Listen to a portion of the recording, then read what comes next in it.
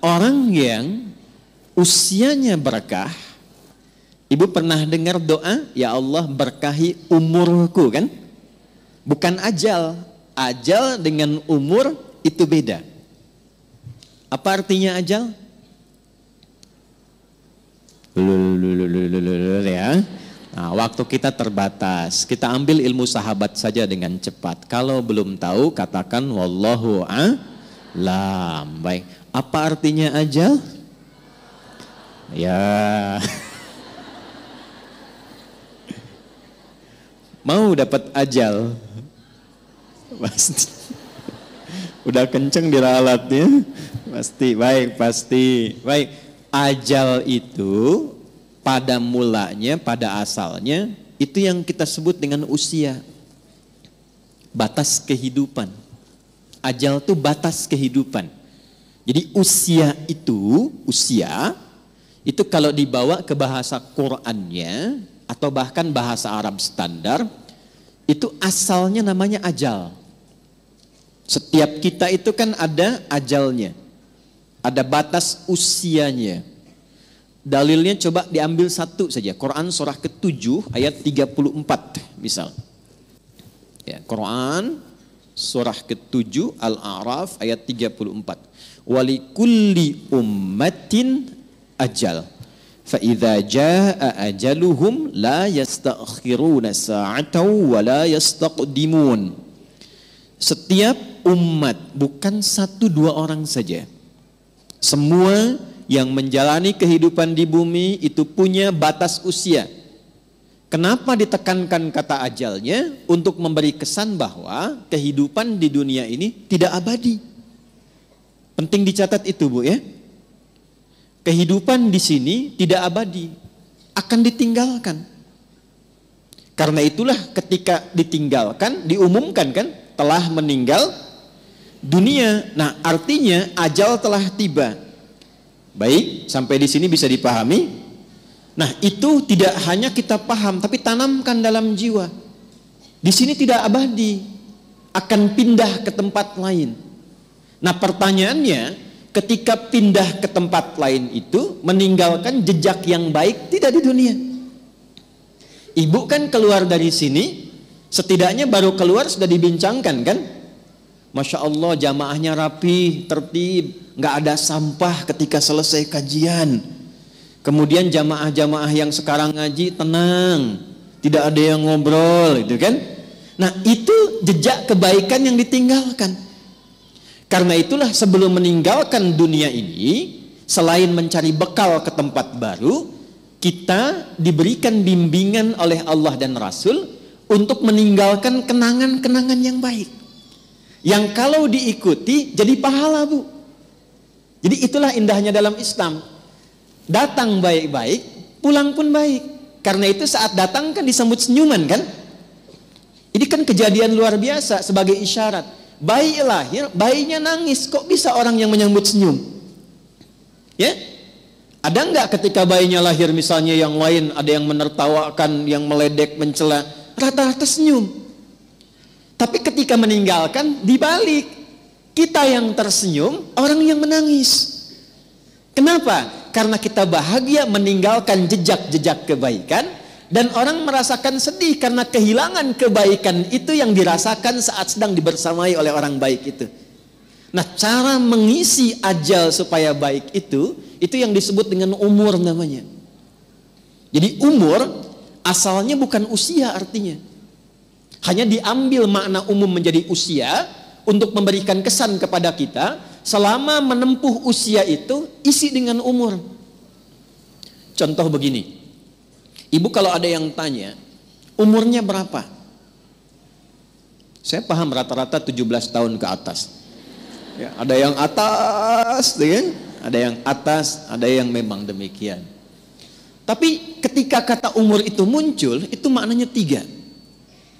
Nanti kita akan tarik ke kaidah dari Sayyidah Khadijah. 1, al-umur bimakna mengandung arti segala yang bermanfaat. Saya pakai kacamata nggak apa-apa Ibu ya. Ya, untuk jelas menulis. Biasanya saya kalau menghadap jamaah ibu-ibu saya lepas kacamata. Ya.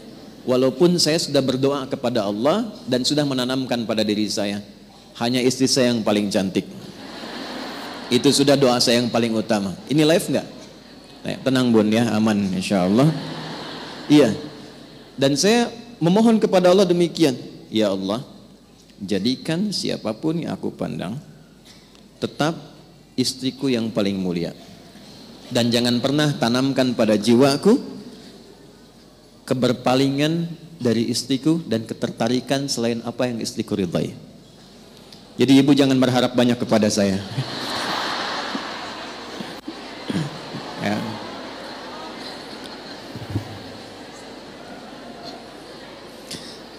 Saya tahu itu akan direkam, dengar nih Pak. Lihat sini, balik sini. Oke. Sampai mana tadi kita itu umur? Insya Allah ingat. Segala yang bermanfaat. Ya. Baik. Ini saya buka kaidah umumnya dulu untuk menunjukkan kesan di akhir nanti betapa Sayyidah Khadijah memahami ini. Lalu kita tarik kemudian praktek dalam kehidupan beliau, poinnya apa, itu yang kita simpulkan nanti dan dibawa pulang.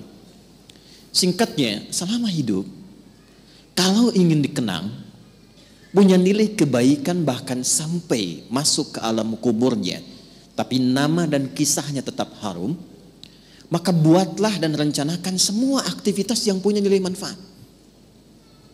Melihatlah dengan yang baik saja. Bila yang dilihat tidak bermanfaat, tak harus dilihat.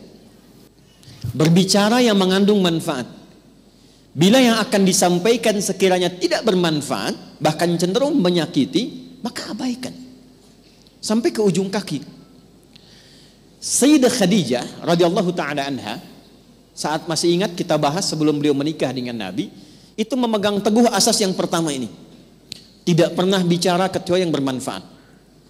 Tidak pernah berkegiatan bahkan dengan kawan-kawannya kecuali yang mengandung manfaat. Bahkan beliau itu punya teman-teman untuk berkumpul, Bu. Punya kalangan berkumpul.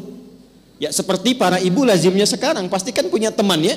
Di pengajian, bertetangga, kadang-kadang kumpul untuk arisan, kadang-kadang kumpul untuk kegiatan tertentu. Sayyidah Khadijah punya.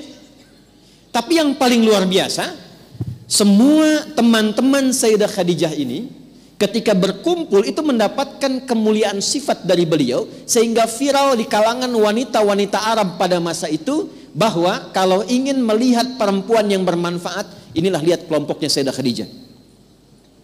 Dan jangan kira kita samakan dengan era sekarang, tidak. Ibu jangan lupa, dulu itu jahiliyah, di mana perempuan itu pada umumnya itu menampilkan dirinya supaya mendapatkan ketertarikan dari para lelaki. Disebut dengan tabarruj namanya. Kalau pakai emas itu nggak tanggung-tanggung. Misalnya 1,5 kilo tempel di kaki kanan dan kiri. Supaya kalau jalan bunyi cek gitu kan. Ada yang lihat. Pakai pakaian terbuka. Ya, jadi kalau dilihat kondisi sosial pada masa itu, secara antropologisnya, secara budayanya, itu rata-rata perempuan, mohon maaf sekali, memang sangat terbuka keadaannya dan kurang menjaga diri. Tapi kalau sudah melihat Sayyidah Khadijah dan teman-teman beliau, itu semua hormat. Nyaris tidak ada yang mau bicara di depan Sayyidah Khadijah, saking hormat dan kagumnya atas wibawa beliau. Ini semua diam. Dan saat ada orang yang usil pun pada Sayyidah Khadijah, itu teman-temannya, ini sebelum menikah dengan Nabi, itu teman-teman sekitarannya itu langsung melindunginya. Berbuat sesuatu yang Allah telah tetapkan itu, jika kita menjalaninya dengan istiqamah dan dilakukan karena Allah, maka Allah yang menggerakkan hamba sekitarannya untuk menjaga hamba dimaksud. Jadi kalau dari sekarang ibu menjadikan semua aktivitas usia itu untuk menaati Allah, ya tidak harus dalam konteks sholat saja. Bukan hanya sholat, bukan hanya baca Quran. Saya ingin mengisi sisa hidup saya untuk menaati Allah. Mulai sekarang saya akan gunakan pandangan pada yang Allah sukai saja. Saya akan gunakan pendengaran pada yang Allah sukai. Saya akan gunakan lisan pada yang Allah sukai. Kata Allah, jangan gibah. Saya tahan gibah. Saya tidak Ustaz. Bagus. Tidak seperti ibu itu tuh. Kalau bicara, masih berarti. Tahan. Tahan. Itu kalau bisa dilakukan, Allah balas, mengangkat wibawa ibu. Jadi dari segi umur, itu akan dikenang. Ini orangnya orang berwibawa, orang baik. Ibu kalau nggak percaya silakan. Kalau melihat orang salih, solihat, malu kan kalau berkata kotor? Coba silakan, mau berkata yang kurang baik, walaupun terbiasa bergaul di tempat yang kurang bagus, bertemu orang begini nggak mau mengeluarkan kata-kata kotor. Saya kalau ketemu preman bu, nggak pernah berkata-kata kotor pada saya. Assalamualaikum Ustaz, Assalamualaikum Pak Kiai, doakan ya. Padahal sebelum itu dengan kawannya, keluar, Ragunan keluar, tuh kan? Bahasa-bahasa yang tidak normal keluar. Tapi ketika kita berusaha menaati Allah dalam hal yang simpel saja, turunlah kemudian jawaban dari Allah dengan melindungi sifat-sifat baik kita untuk dikenang.